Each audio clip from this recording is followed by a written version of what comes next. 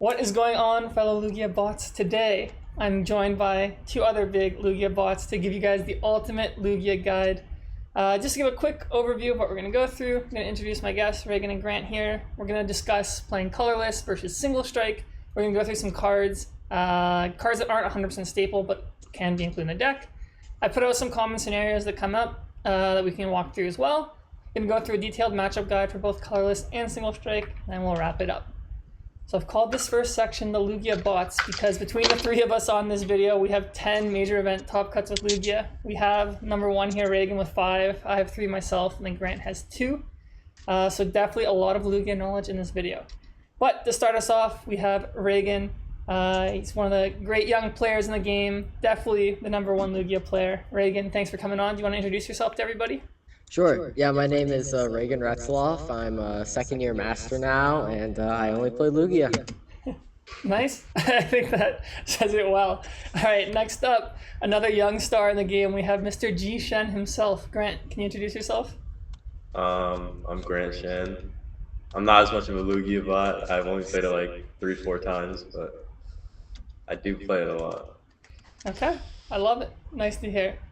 Okay, cool. So I just want to start off with discussing Colorless versus Single Strike, since those are the two popular builds of Lugia. They play, I'd say, kind of similar, but very different at the same time. So just to give an example Colorless build, this is the one that won Sacramento Regionals. So the thing that differentiates the Colorless build is obviously all your energies are like basically colorless, except for usually the Reverse or Luminous. The deck focuses more on using Snorlax and doesn't have as big attackers. So to kind of just go over at a high level, the strength of the deck is you have like Snorlax in the deck. It's a very efficient one-prize attacker. It has very good deck building flexibility. You can fit in different attackers. You can fit in things like Luminous, things like Reversal Energy. It has more colorless energy, so all your Pokemon can use it. The Single Strike deck has less of them. You have some Single Strike, and you also have some like versatile attackers. You have the Mew, you have the Weirder, the Snorlax, the Luxray, all that. But it is a little bit limited in the sense that it's harder to do larger damage. You do have to rely on that Weirder, things like a Radiant Charizard, or like almost like a Mew EX to copy. I would say it's more difficult to play than the Single Strike build. It's a lot more complex, and you don't have cards like Earn to recover. So, Regan, do you mind giving me your thoughts on Colorless as a deck and like how it's positioned right now? Yeah, sure. Yeah, so Colorless is like really good right now because Single Strike struggles against Zard, and Zard was pretty popular because the new Charmanders came out, 70 HP, so people started picking up Zard. Zard also did really well at Brazilian event, I think. Like it won 4 or 5 in top 8. So since that deck started getting more popular, Single Strike got worse. So that's where Colorless came in, and especially with the new Mew. The new Mew lets it do big damage, lets it copy bigger attacks, which gives it a little bit of like just more options basically in the Mirror and other matchups. Cool. Grant, do you have any thoughts on the Colorless build? Yeah, it's literally only better because it has a slightly better Zard matchup. It's like it can actually beat Zard. That's the only reason I think it's good. Okay, so the Zard match is the big call out there. Cool. All right, then we have the Single Strike build. This is probably the build that most people are more familiar with. It's been around longer. This is Regan's list that he played at Peoria that he gracefully provided for us. So yeah, the deck's very different here. You're obviously relying more on a tighter build of attackers almost. Like you have the Tyranitar and the Eviltal and the Stonejourner, and you have those Urns to do the big damage. So Regan, do you mind just walking us through what differentiates Single Strike from Colorless and maybe your reasoning for playing it over Colorless in Peoria? Yeah, sure. Yeah, so I like Single Strike just because it takes a better Guardy matchup since the Yveltal is a great attacker to one-shot Guardy EX. It's a one-prize Dark Pokemon. And then the other reason was because I've just been playing Single Strike for a while now, so it's like a comfort pick. And I thought like Colorless was like terrible because it was terrible last format, so I didn't really want to touch it. But then I ended up hitting 3 Zards, and I went 0-2-1 against them, even with a Cobalion in my deck. So that was not a good call. The Cobalion can help to attack with Tyranitar, but I don't know. I was just getting owned by Zard, so I guess I should have played Colorless. Okay, so would you say because you kind of commented that Colorless was like worse last format, and I would agree with you. So would you say the reason that Colorless is better is just because of how the meta kind of shifted? Or is there other things that... Yeah, the meta shifted and it has Mew. Those are pretty much like they added a Mew in the deck. I'm pretty sure that's like mainly the only addition in there, and Zard's more popular. Cool, that makes sense to me. Grant, what do you think about Single Strike? It's just better in every way besides Zard. So like if you think Zard's gonna be that big, don't even play Lugia. Just play a different deck. Okay. But like if you really want to play Lugia and you're gonna expect like 2 or 3 Zards, you probably play Colorless. Okay. What would you guys say, like, Brandon, then maybe I'll ask you, like, do you think that Single Strike has a much better Miraidon matchup? Because in my opinion, if you have a Stone Journer, like, if Miraidon ever takes a one prize knockout, you're probably in a good spot. So do you think maybe that's also, like, a benefit for Single Strike? Yeah, I do think so. That's the problem with Colorless. It can't really come back. Like Snorlax doesn't do 200 to knock out Raikou, so you can't really like get there with a one prizer. And Stone is like your win con because you can just have your whole board one prizes, and then they have to take a knockout, and then you just win. Cool. Yeah, I think I'd agree with that. We'll talk about the Miraidon matchup later, but I do think that's an important call out for the Single Strike build. Yeah. Okay, cool. So just moving on here, I call this category potential cards. Most of these cards see a lot of play, but they're not staples. So I kind of just want to go over the pros and cons for when you're building Lugia, what to include. So I've kind of sectioned this off by cards that can go into both builds, cards that can go into Colorless, and cards that could go into Single Strike.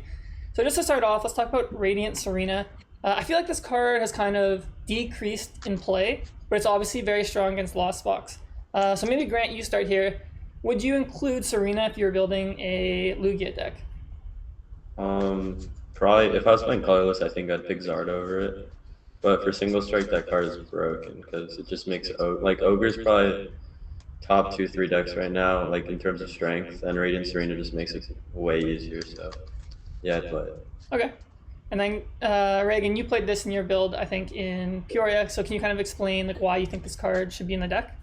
Yeah, mainly what Grant said, like, the card's broken against Lost Box, like, even Turbo, it's helpful against, because sometimes people do just try sniping your Archeops with Ninja 9090 and a Sableye, and Serena totally breaks that play. They can't do that play if you have Serena in your deck. And in Colorless, I agree that Zard is better. Zard's better to knock out Chien-Pao, Miraidon, what else is better? Chien-Pao, Miraidon, and Mirror. T-Tar, a Single Strike.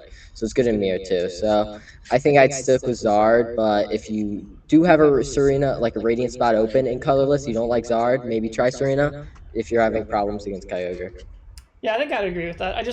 To like expand on what like Regan said there, like if you don't have Serena and they're able to like Greninja and then Sableye, obviously it's bad, you're losing both your Archeops, but it also basically makes it so they took a prize for each of their attacks every turn, where if you Serena, you basically make it so they wasted a turn on attacking. It takes 3 turns to take 2 knockouts, which is why this card is like super swinging in that matchup. Cool. Yeah. This is another card that I think is interesting. It's a card a lot of people have debated. It's playing Great Ball mainly instead of Nest Ball. So obviously Great Ball can get you basics or evolutions, and also like if you have coming into play abilities like Lumineon, it's strong. But the weakness of it is it's very hard to use it to get things you don't play a lot of, stuff like Mew, stuff like Evil Tall, stuff like Stone Journer. So it's a little bit of a trade-off. So Grant, like I don't know if you've ever played with this card or thought about it, but what do you think about playing Great Ball instead of Nest Ball maybe? I played it. I did not have a good experience with it. I just like it never gets what you want. Like maybe you want a Lumineon, you have like I don't know the odds of it, but it's way too low to be considering playing that card over just like getting a Lugia V or something. Okay. Regan, what do you think? So I've never played with that card in my deck ever. Never tried Great Ball. I've just stuck with Aroma and Nest Ball, and it's worked out pretty well. But hey, I don't really have an opinion on the card. I don't think it's very good. That's why I don't play it. Yeah, it's just more randomization, basically.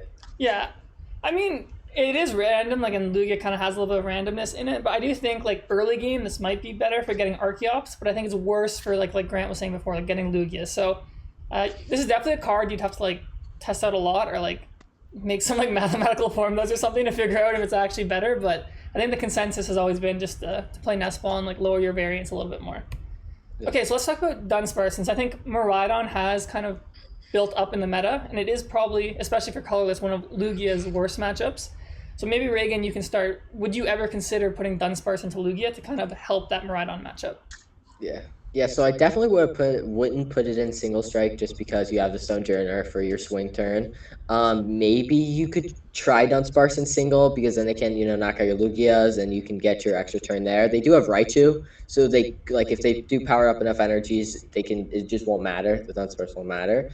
But if they don't get their enough energies down, it can swing the matchup. It is a bad Pokemon to start against some matchups though, because it can get Sableye, Greninja'd easily. But yeah, maybe if Miraidon gets more popularity, you can put it in. But Okay.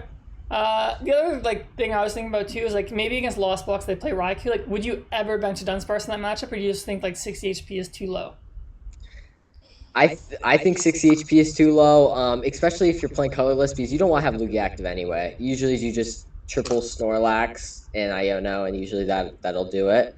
But yeah, I don't think I'd put that in for Lost Box. Maybe in Single Strike if the matchup got that bad, but that matchup's also fine. Okay, cool. Grant, do you have any additional thoughts, or do you think we've covered it? I don't think the Miraidon matchup is actually that bad, and playing it on Sparse for one turn is not going to make it that much better, because usually their win con is just turboing you and hurting your setup anyways. Okay, yeah, I think that makes sense. And we'll talk about Miraidon more later. Cool. Okay, so I have Cobalion here. So Regan, you played this, and it sounds like you still lost to Charizard. So I literally put my 2 bullet points here. Literally just a Charizard matchup. So can you kind of talk about your experience playing Cobalion?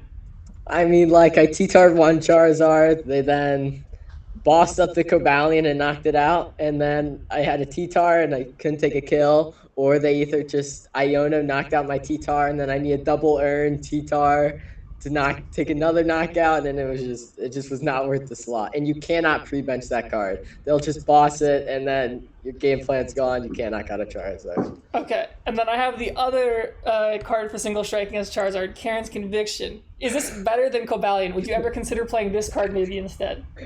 I don't think. I mean, if I play that card, I'm gonna just about every time I have to bench a Lumineon for it. So, I mean, then they're going to have another easy target on the bench. So, I don't think I'd play that card either. I would just give up on the Zard single strike matchup. Okay, so you're saying just take the L. So, you're okay with just taking the L if you want to play single strike? Yeah, I mean, I'm just going to try to hope they don't hit Candy turn 2. Pretty much. That's it. Okay. I mean, I think that makes sense to me. I mean, both these cards are just very hard to use, and, they don't have much utility against all your other matchups. So, maybe you get unlucky, hit a couple Charizards, but the meta share is normally 10 to 15%, and they drop off as you get to day 2. So if you can stay at the top tables, hopefully no. Then you're safe. Yeah.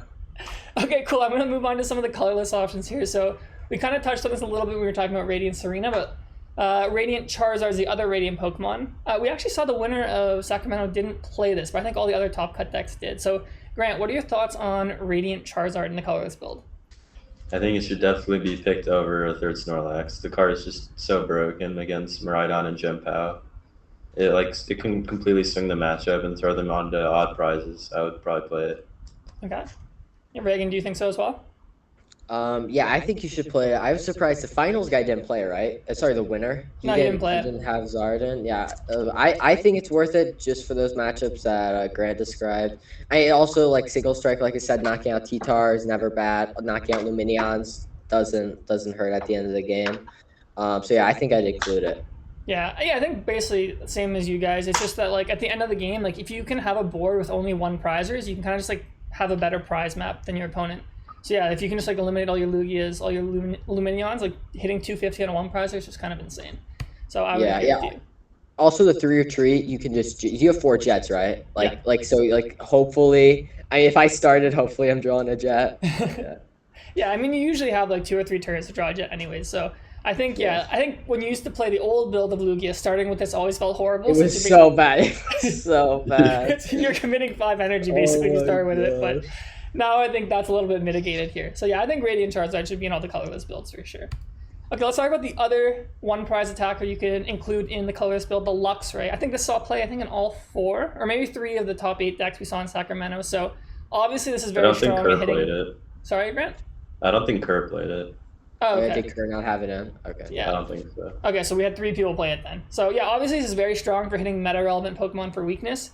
It's a little difficult to use since you have to be behind to use it, but it's super swingy because it's normally trading 2 for 1. So, Regan, would you play Luxray if you're playing colorless Lugia? Yeah, I think I'm gonna try and pick a Luxray and a Zard in my deck if I'm playing colorless, just because those are 2 great swing options. Obviously, you won't be able to use them every game. You'll just open a Luminous or Reversal and have to deal with it. but like the how many games they can win you just by banging your deck is pretty nice, especially when you're trying to be a one prize deck as already like with Laxes and stuff. Yeah, I think that's the thing I like a lot about Colorless is like it feels like it's a lot harder to be a one prize deck with the single strike version, just because like Stonejourner and Evil Talk have trouble getting to like one hit knockouts on a lot of Pokemon. So yeah, Grant, would you play this card as well then? Yeah, stat card is broke, and it's also good against Zard. You can just Luxray, Boss Pidgeot, and like there's not really much they can do about it besides knocking you back out for one prize, and that just feels bad for them. Yeah, I think the other call out too with both Luxray and Charizard is like you have the Luminous and the Reversal, but like in the Colorless build, like all the Pokemon that attack can pretty much just use those energies. Like even if you're not using Luxray in a game, like the Reversal can still just act as like a normal energy for Lugia, a normal one for Snorlax. So I would agree with both of you guys here. I think Luxray should be staple in the deck, especially if Lugia continues to go up in play. Cool, and then we have Weirdeer. So again, this is a card that saw play, I think, in 3 of the 4 top cut list. So basically this is just like a massive beat stick. It is a little difficult to use since you have to commit so many energy and kind of plan in advance. But Regan, do you think the deck needs this to kind of enable some bigger knockouts? So I think it's sometimes good. So like if both you are at 2 prize cards and so you, like let's say you just Zarded him and you don't like have another thing to like attacker set up. I mean that the turn you Zard you can pre-attach to Archeops. So if they don't knock out Zard you can Zard again, or if they do you just bench Weirdeer, jet it, and then you have all the energies on Archeops to take your last knockout. Sometimes it can get awkward in late games if you don't have it to take it as a big knockout, but I think it's worth the slot. I don't know what you'd play over it, but yeah. Okay, cool. Grant, what about you? Yeah, the deck the deck feels like it really needs something to just close out the game a lot of times, so it's probably worth a slot. Yeah, I think the same as you guys. Like you don't have one Pokemon that just hits massive damage, and like this just gives the deck that option. It can feel a little clunky or awkward to use sometimes, but I do just think it's nice to have. Okay, cool. So we went through all those cards. So I've kind of picked out here some callouts I want to make, and then maybe some common gameplay scenarios that come up that I've noticed when playing Lugia, and just want to get your thoughts on it. So the first thing I just wanted to call out is Collapse Stadium, since I think it's one of the deck's like strongest cards.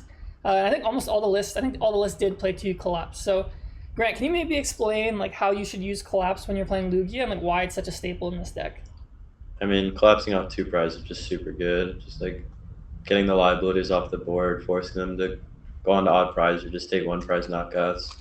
You can also collapse against decks like Chien-Pao. Really hurts. It hurts a lot. Like if they have like Bax, Friggy, 2 Bibs out, you can go collapse. Maybe they'll have to discard Ninja or one of those Pokemon, and then you can just boss the other one and wipe it. Yeah, I think I agree with that too. I think just another point I put here is like it's kind of niche for Lugia to do this, but if you put your own collapse into play, like your opponent can't collapse. So if like your opponent has to bench a Lumineon, or like your opponent has a 2 prize liability on the board, if you can get your collapse first, like that's staying on the board for at least an additional turn. So I think this card is just super strong, and whenever you play Lugia, you should be like looking for like opportunities to always be using this card, either like defensively or like maybe even in an aggressive manner, like I just said. Cool. Okay, so I've kind of put my first scenario here. Like I think this scenario comes up a lot. So like let's say this is your first turn with this board, and you're going second, so you can play a supporter. Would you guys research here, or would you guys normally Lumineon for a Burnett? Like maybe Regan, I can start with you. Like what's going through your mind when you see kind of like a board like this? Yeah, so if you're going second, I mean, sometimes it's hard to pass up like a Lumineon for Burnett. It depends on what matchup you're playing. Like if you're playing against Lost Box, usually you want to try to refrain from that. But you could also double turbo your Lax, and then if you don't hit the double Archeops the following turn, you can just attach attack. So it's kind of dependent on like if the deck can kill your Lax turn 2. I don't know. I think I might Burnett here. I have to research and then hope to draw Ultra Ball Chops. And I mean, I do have research for next turn, so it's not like I'll have to bench another fish if I did Burnett this turn. So I think I'd Burnett most scenarios.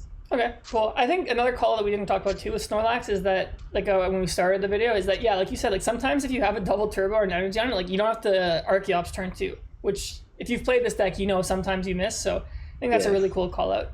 Grant, what about you? What do you think about this scenario? It depends what deck I'm playing against. If they can like kill my Lugia, I'd probably research, but usually I'd Burnett. Yeah, it also depends on what you're playing against if you want to attach the DT to Snorlax or Lugia. Okay. So like maybe let's say we're playing against like Gardevoir, like a slower matchup. Is that a matchup where you would Lumineon for the Burnett? Oh yeah, you're good. Okay. You have but so then much if I was time to collapse also. Yeah, you can also just find collapse. Yeah. Okay, Yeah, cool. if you bench it, you can find collapse, and usually they Mirage Step turn 2, so you should be like fine. Yeah, I think that's a good call. How we just talked about collapses. Like usually, like your opponent's not going to knock out Lumineon like the turn it comes into play, like turn right after. So you do have usually a little bit of time. And yeah, it is a little difficult to get Archeops in the discard if you don't have Burnett or just like raw draw Ultra Ball double Archeops, which is very difficult to do. So yeah, cool. Okay, I thought that was a good scenario there. Okay, here's another one. So like let's say my first turn, I just went attached to Lugia and Snorlax, and I went first, and I'm about to play a research here. Would you guys Ultra Ball for a Vstar, or would you Ultra Ball for an Archeops? Assuming I had like no Archeops in my discard. Grant, maybe we can start with you. I'm getting a Chops. Chops?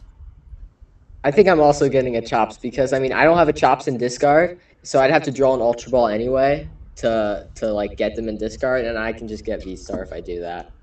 So I think it's Chops. Yeah, I think it's Chops as well. But okay, let me ask you: what if you already had one Chops in the discard? Would you greed for 2, or would you play the safe thing and just get the Vstar?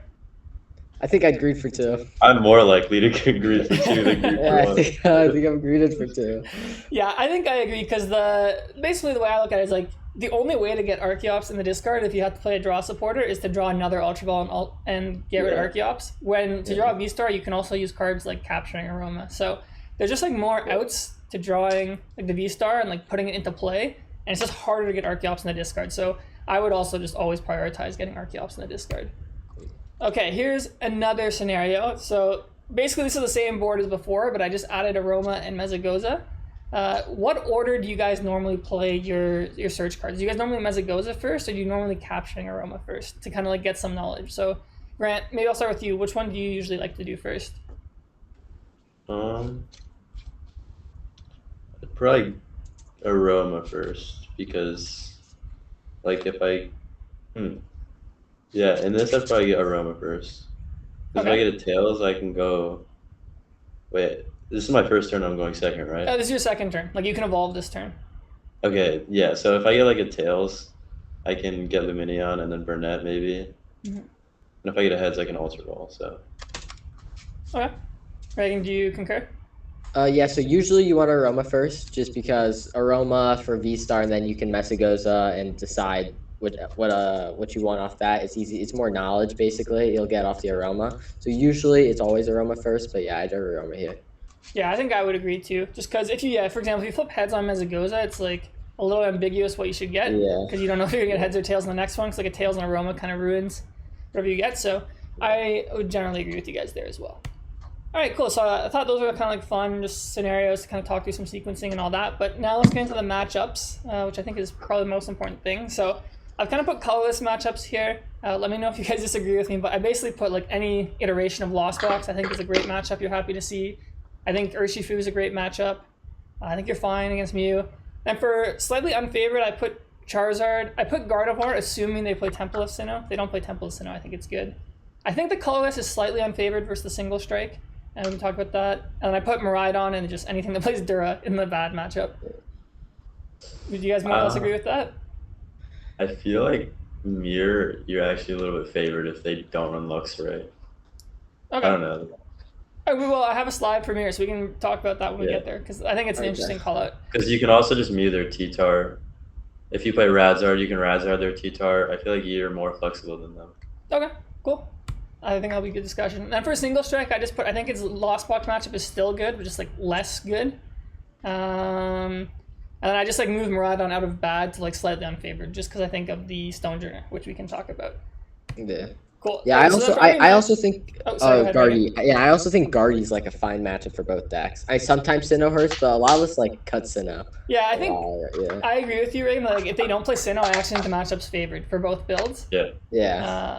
So that one I could have put Gardevoir on both. I just put slightly just because I assume most are playing Sinnoh, but I think you guys are actually right that I've seen a lot of lists. Like I don't think Henry or Brent or I don't even think Tord plays Sinnoh right now. So maybe I should put Gardevoir into the favored section. I think there's no Sinnoh in most of them. Yeah. Do you guys think Gardevoir should be playing Sinnoh? I mean, after last weekend, probably. Yeah, after that was crazy. Yeah, I think Gardevoir should. If I play Gardevoir, I'm playing Sinnoh. So, Cool. Okay, so just to call out here for the matchups, on the left side I put the colorless notes, and on the right I put single strike notes if they're different. So maybe I'll start with you, Regan. Can you walk through Colorless's Lost Box matchup, like what you should be looking for and what you should be looking to avoid? Sure. Yeah. So so spamming Snorlax is really good. That's pretty much your main goal. And if it's Kyogre, usually you want to like save your Ionos somewhat to make sure like you have them for endgame, just because that's when Kyogre is gonna win when they get to endgame. Try to avoid benching two prizers that are easy Kyogre kills. Play around Collapse if possible. Play around Horn if possible. You can do that with Collapse. You can do that by benching a bunch of Laxes and double chops.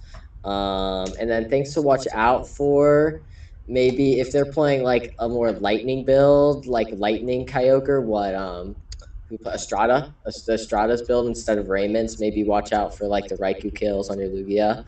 But yeah, other than that, I think like the matchup it's pretty straightforward. It's Snorlax, Collapse, and Iona. Yeah, I think that's pretty much how it goes too. And then if they're playing Kyogre, just watch out at the end. So then maybe, Grant, can you walk us through maybe the matchup from the single strike side? Yeah, Cragalanche is broken in that matchup. A lot of time, late game, you're going to want to like flood your board with one prizers, and Collapse can actually backfire because they can just go Stadium, Horn, and then Ogre you, like with 4 energy. So if you can, then just flood your board with one prizers, because that's the surefire way to not get Ogred for 3 or 4, whatever you need to prevent. And yeah, V-Guarded T-Tar can't die, so he's broken. Nice. Yeah, I think what you said is like really powerful. I think you can also do that for the color spell. Is like if you fill your bench with just like one prizers, like Horn is like unwinnable. They can only take 2 prizes with Kyogre. So, and yeah, like Grant was saying too, like Cragalanche is just super strong. Like normally, what you want to do is you want to lead with the Tyranitar. You want to put a V-Guard on it so that Dragonite can't take you out. And then if you just hit like an Energy Recycler, a Super Rod, a Colorless, like it's just so annoying for them. And you also have Iono in both these builds to kind of bring it back. So I think, this matchup is probably one of Lugia's best. Like if you hit a bunch of Lost Box, you should have a very good day. All right, moving on. Let's talk about Charizard. So Regan, you said this matchup was very bad for single strike. Yeah. Can you kind of maybe, like, let's assume you play Cobalion or Karen, like one of them. Can you kind of maybe say like what your plan is to try and like steal a win? Yeah. So I was able to win a lot of game 2. So I never went first. All the 3 I hit, I went second every time. I would lose game 1, then go first game 2, and like I would usually be able to just kill a Charmander with Lugia. They'd hit me, I'd hit back. Then they take the knockout, I trade, and then that's when the T-Tar Cobalion came into play, when you only have to knock out 1 Charizard with it. And then you want to make sure you have Gift on T-Tar just for when they Iono you boss up something on their bench to win. But the problem is, if they get the first hit, you're always going to be behind. And when they get like 3 Charizards out every game when they go first, it's just over. You just can't win. You also have to watch out for getting donked. I got donked one game. He started Zard attached, and I didn't hit another Lugia, and then he candy Zard attached, and I lost. I tied that one. Okay. But yeah, that you have to watch out for the donk. But with Colorless, you have Mew to copy, which helps.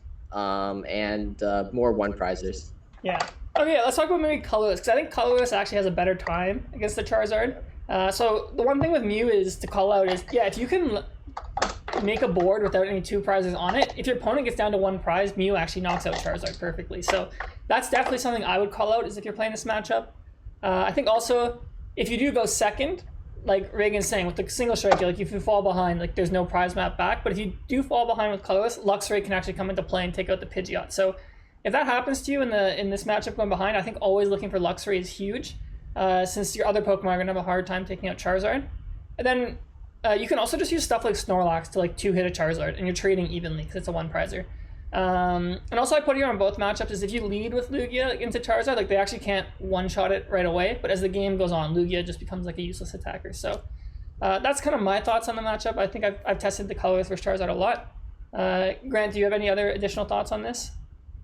No, yeah, it's just pretty even. Try to force them on 1 to Mew EX, and also make sure to pre-attach energies, because they could, if you don't have energies in play, they can like boss your chops, and then you need to hit a jet to use your Mew attack. So Oh, that's a good call out too.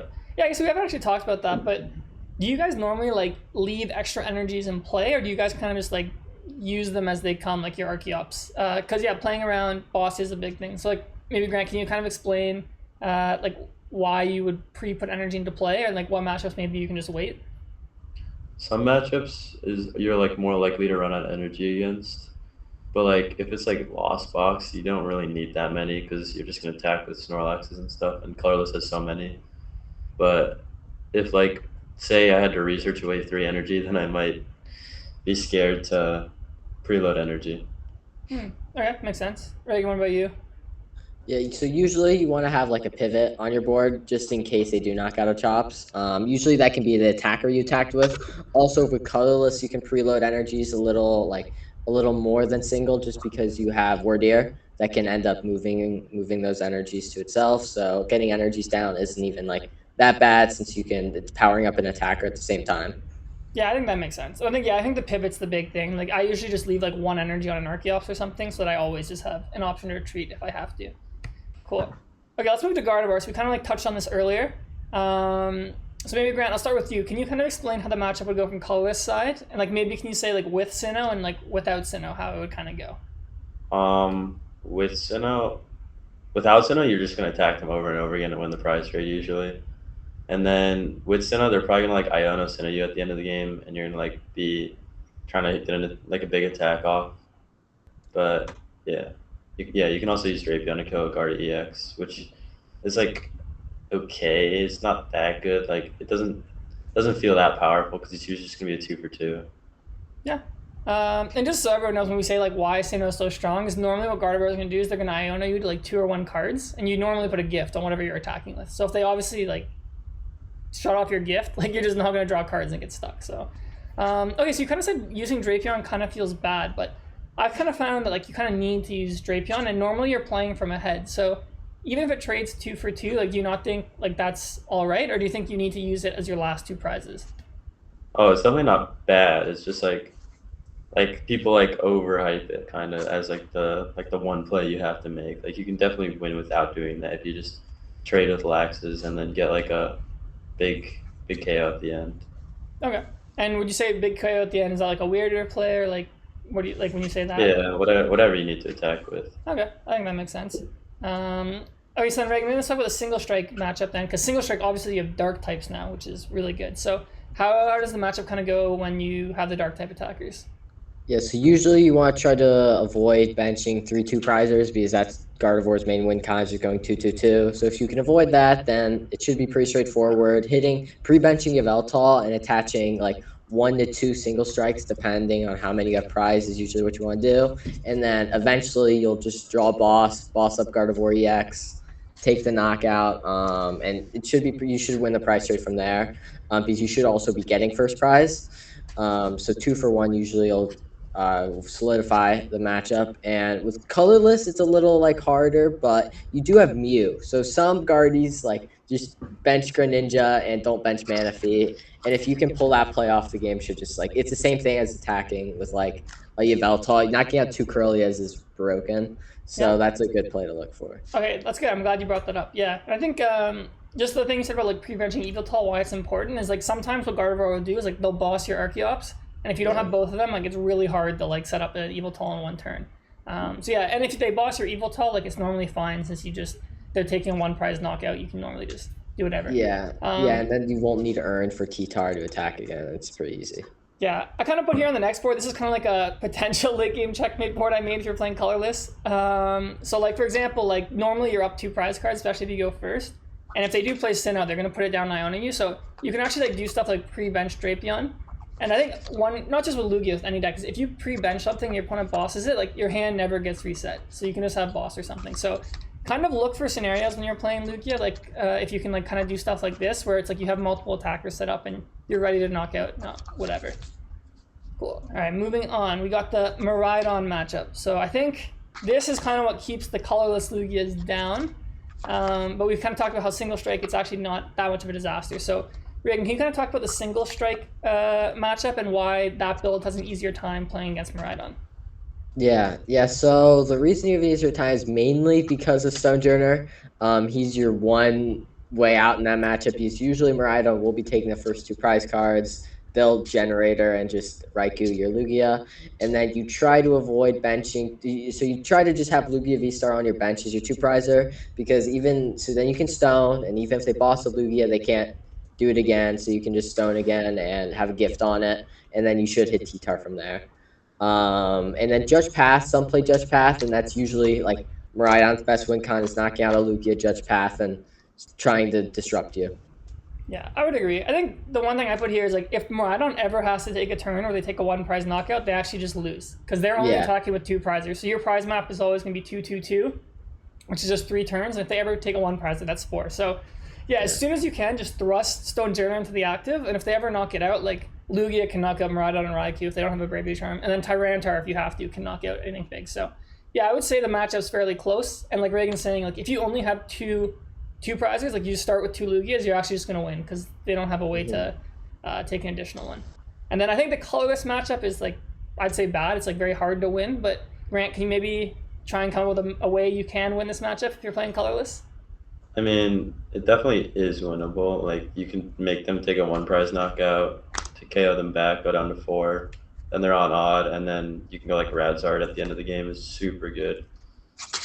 Yeah. But yeah, Radzard's probably the best win con. Yeah, I think just the same with Single Strike. Like, whenever you play against Miraidon with any deck, it's normally a prize map type of thing since you're always going 2-2-2.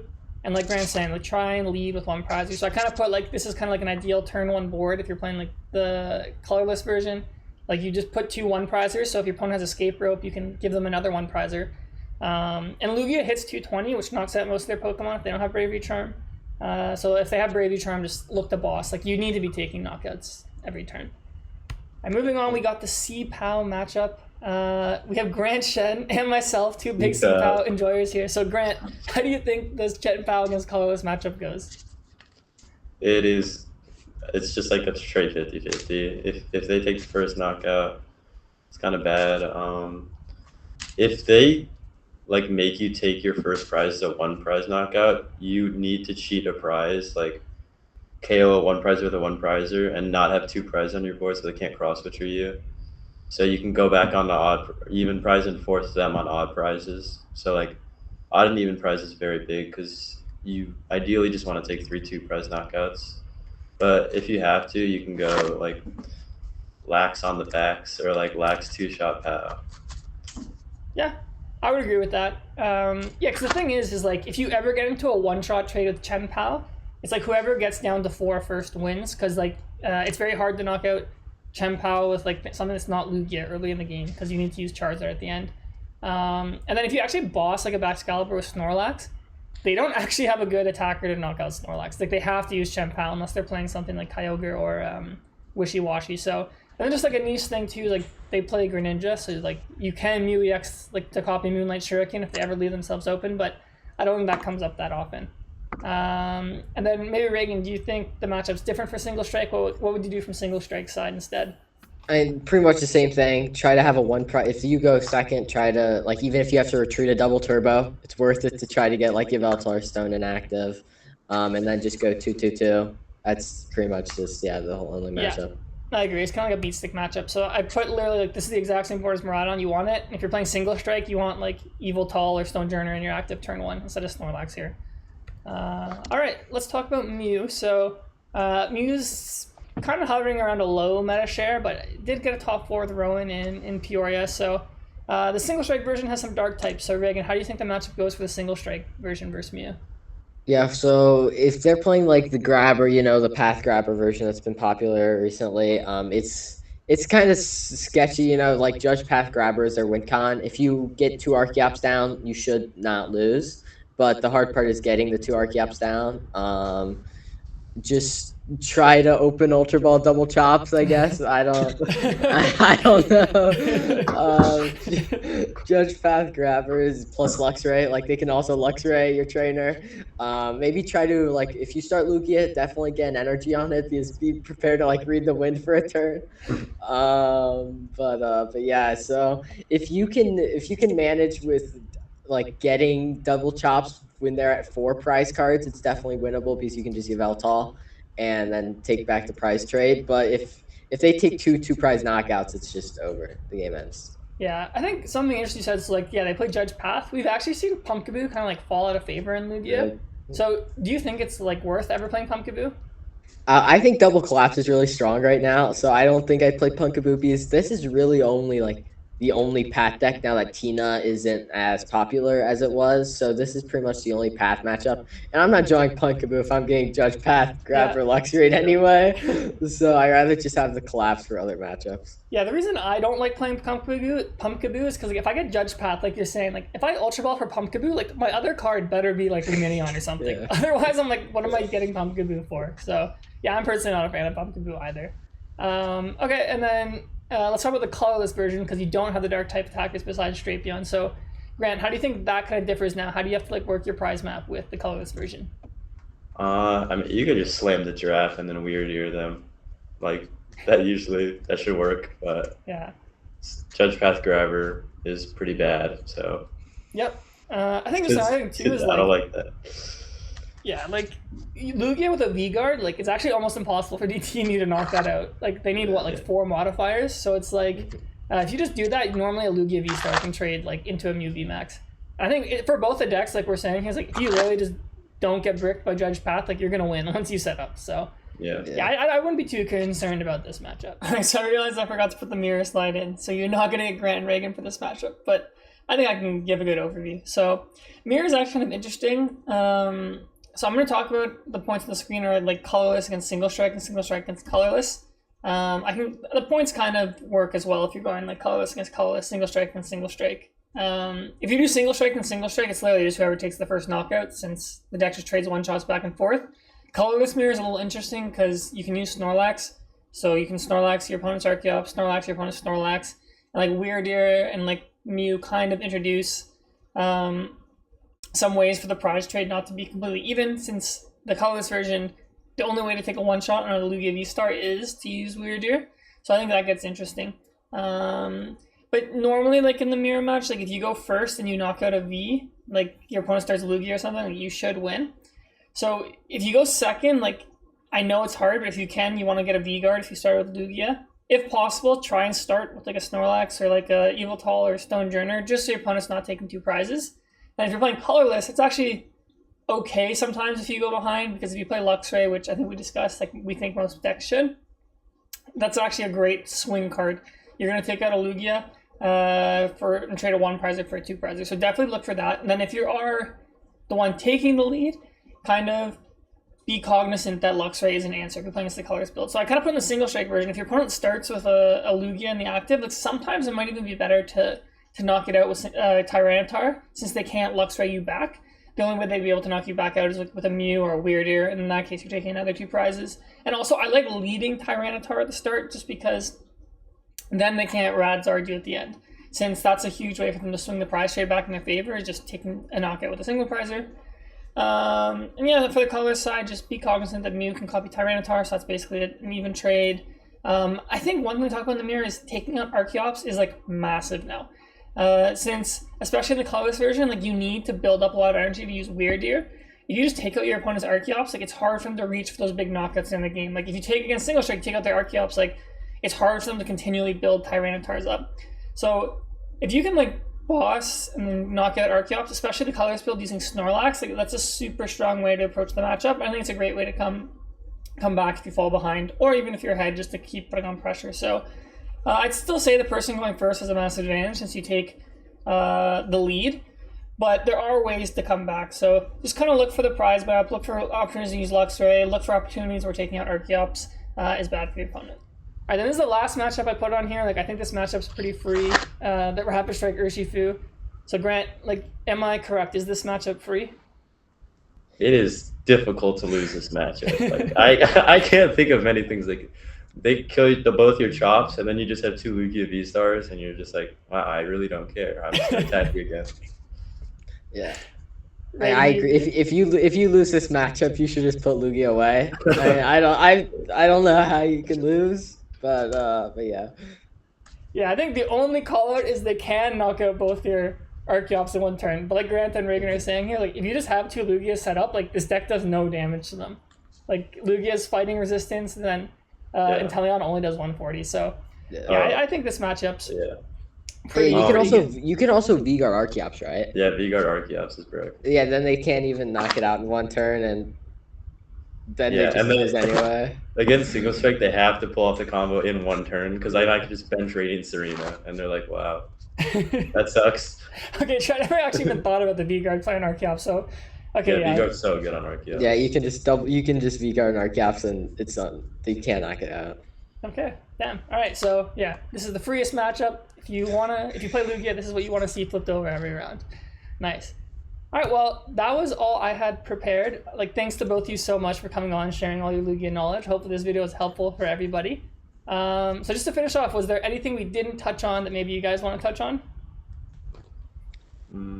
Not really, no. No? I think you covered Lugia pretty good, yeah. Okay, thanks. Okay, then a fun question I have, one of my viewers suggested this, like, Regan, what's the coolest Lugia play you've ever made? I collapsed off a Luminion? I don't Come on, oh, I know the coolest one you made. What do you have for Luminion for Penny to Penny back up the moon. Okay, yeah. So I was at Portland. I was 4-0-1, and I was playing against Fabian. He actually, showed up to Portland. So I was just like smashing him. We're in game 2, and I was like, oh, I just Penny this T-Tar that has damage on it. Checkmate. I benched Luminion. I grabbed Penny, and I'm like, hang on. He has Maw. So I then Luminion for the Penny, since I already did it. As Luminion for Penny up the Luminion. I mean, that's just a flex, but you're just styling off a little bit there. Okay, Grant, what about yourself? I've cracked double Mirage Gate a few times. Nice. It's pretty sick. A lot of the time I was going to win anyways, but it was just insulting, because I was like, well, now you definitely can't win, because you can't even Kyogre me, so I don't know. Yeah, I think mine's cool plays of the deck. Yeah, I think my favorite one is, like, I was playing, like, a League Cup or something against Gardevoir, and, like, I was at 3 prizes, and I had no way to win. And my opponent, for, like, whatever reason, just, like, refinement a bunch of times.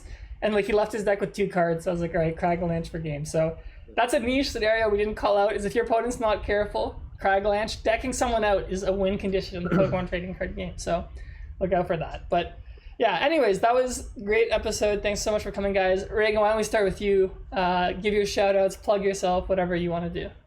Yeah, sure. Shout out Ultimate Spice for being an awesome sponsor. And my Twitter is ReganAtorTCG. Nice. Grant, what about yourself? My Twitter is GSheno603. And shout out to Best Sleeps. What are they? They're broken. They're Ultra Pro Lilacs. Ultra Pro Lilac, there you go. Yeah, don't buy them out though. Alright, so if you want to be like G-Shen, buy the Lilac Ultra Pros, but don't buy too many so he can keep using them. And then for myself, my Twitter is Ciaran_TCG.